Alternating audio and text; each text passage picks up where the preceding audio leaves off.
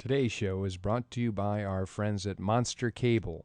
Superior audio and video interconnects and speaker cables enhancing picture and sound for more than 25 years. Visit monstercable.com.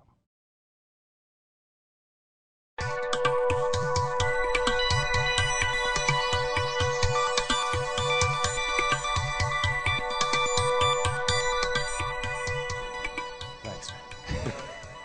You know, it's playing. Joining us today on the Culture Catch, we're very honored to have Mr. Lincoln Schatz. Lincoln, we're here at Bitforms, New York City. A little warmer, a little colder than Chicago this time of year?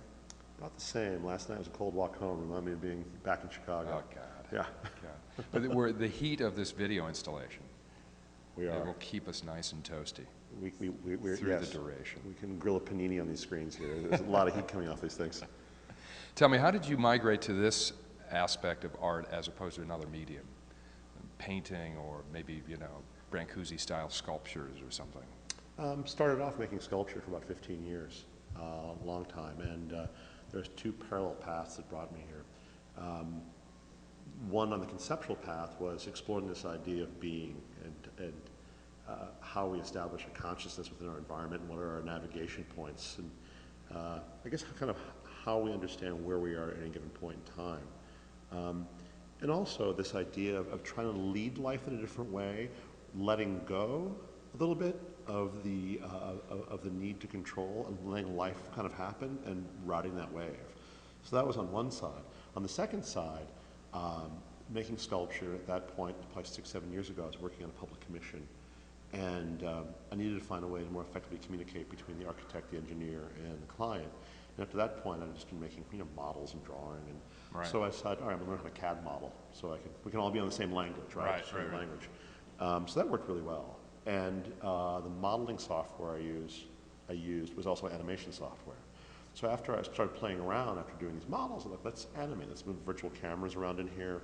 Let's see what happens. And that generated a whole bunch of looping animations, which for a sculptor was incredible to be able to create an environment and readily snap it together and then look at it all the way around. So that random act allowed you to then apply this randomness to the work. Well, what happened was actually really interesting. The software had the ability to simulate physics. Right. So you could take each of the objects and give them, wind shear and gravity and center of gravity and rotation. So after the first generation was kind of you revolve around look at sculptural object, right. which was fine, but it resulted in a looping video, which was really boring. Right. So I was like, well, open this up a little bit. Then the second bunch of ideas was to take these objects, give them all different characteristics, raise them up in a virtual space, let them go, let them fall and collide and hit each other. And I really didn't care how they landed or what they did. I just wanted to do something. And I put virtual cameras in there and watch this thing kind of ensue. And that would result in a looping animation, which was still boring. But right. the kernel of the idea of being able to take a series of conditions and let something take place over time that I didn't control, that's where this really came from on that side. So these two paths kind of co-joined. And hence this idea of, all right, it's like a hull. Let's take conditions and time goes through the hull. Right. And let's just let things happen. And video, so you need kind of like data to do this. Right. Video seems like it was a great way to do it. It's constantly changing video input source. Were you ever intimidated by the matrix of the computer language itself? Or did you find it so compelling because you had some presets that you could then manipulate? Right. No question about it, the largest hurdle to working in new media is technology. On several levels. One is learning the technology. Right. The second one is becoming a slave to the technology. Interesting. There's so much work that's made simply about the technology. Right. And which is about as interesting as someone making a sculpture about welding or a drill press. Or, Right. It's not that interesting. Right. So it's that techno-fetishization of the process which has to. So you're kind of like running this thin line, and I think that the people who do it best are the people who have had a kind of a fine art education, who can understand what these issues are, what this larger conversation is. But yeah, getting the technology to work for extended periods of time, that's the big hurdle. Right, sure. At what point did you realize that you kind of reached the apex for the idea, that you have the germ of the idea, and you're exploring the idea? Was it the piece behind us? Was this the piece that allowed you to say, hey, I've reached kind of the vision that I envisioned for this application, for this sculpture? That's a good question.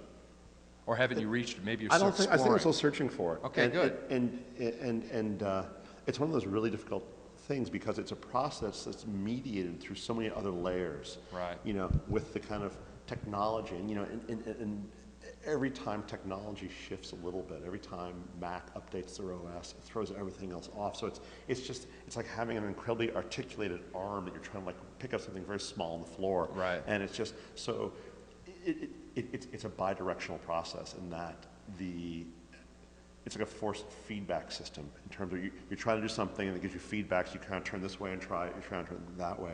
But I think I'm still trying to reach that point. And I think that this work is kind of like the seed, perhaps, but right. It's replicating out into all other areas that I don't. Well, maybe you'll always be in a continual beta phase as long as the technology keeps mutating. Right, that and the ideas, which is where I want to be. You know, the right. idea where it keeps changing and evolving. Exactly, and that's the thought process. Yeah, exactly. If you keep learning and you keep absorbing, then you continue to grow. Exactly. Yeah. Lincoln, share with me the process of getting this this memory, this use of memory to the piece that we have behind us that we're using. In terms of the conceptualization and where it started, how many years ago, and walk us through the process. In the conceptualization, the idea was to poetically work with this idea of memory, human memory. It wasn't to replicate it or create an artificial intelligence. And actually what's interesting is the more intelligence that I programmed into it, the worse it got. You know, the lower the intelligence. Really? Well, you know, so there are all these factors, right? So the camera is essentially a fixed stupid. object. Well, right. yeah, and it's stupid. It has no inherent intelligence to it. Right. It's just collecting data from the environment. Right. So, okay, how do we want to layer intelligence? Do you want to like body recognition, facial recognition, gait recognition, time, day, weather, barometric pressure, all these things? You can kind of tag all of it and try and find some kind of like rough intelligence to it.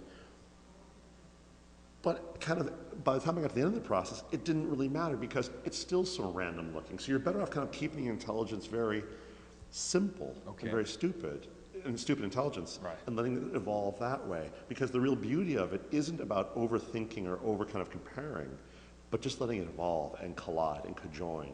And the piece presents these things which are possible or impossible. And the real, in my mind, the beauty of it is not the single event, but how they come together. Just like in our mind, as we're walking down the street or we're at any place in the day, and we get these images that come in and they come together. Yeah, and so it's a beautiful kind of abstract moment. And if we can just kind of meditate on that for a second and look at that, it may open another avenue, kind of way of being, thinking. That's kind of like the core idea that wraps around this. So explain, somebody walks in, you've got the camera fixed with it. I found interesting with a mirror, as opposed to straight on. Yeah. What does that allow for in the process? It comes back to one of the original. I want to get rid of the technology. The technology isn't part of the piece. I don't want to see any of the gear. Right. If there was a way to make the screens disappear while still having the image, that'd be great. But sure. That's kind of a problem. Right. But yeah, it's just kind of keeping it out of the way. Right. And plus, I'd like to believe that it also mutes the discussion of surveillance a little bit. And I've always thought of these as the benevolent big brother, not the malevolent big brother. Kind of, you know. So all you Orwellians out there. That's great. So what you're seeing on screen right now is this piece was installed roughly a month ago here in the gallery. Right. And at that point, memory began on this piece. And it collects and accrues memory every day. And at the end of the day, it makes decisions as to what it will keep and what it will discard and builds into a database. And the database accrues over time. So here we see events from the last 30 days being co-joined on screen. Right. And it could be an event such as you and I talking on screen right now, all the way back to when the piece was being installed with the scaffolding, the ladders, and the painters are in here. This piece is part of a larger commission piece that's going to be installed in Dallas.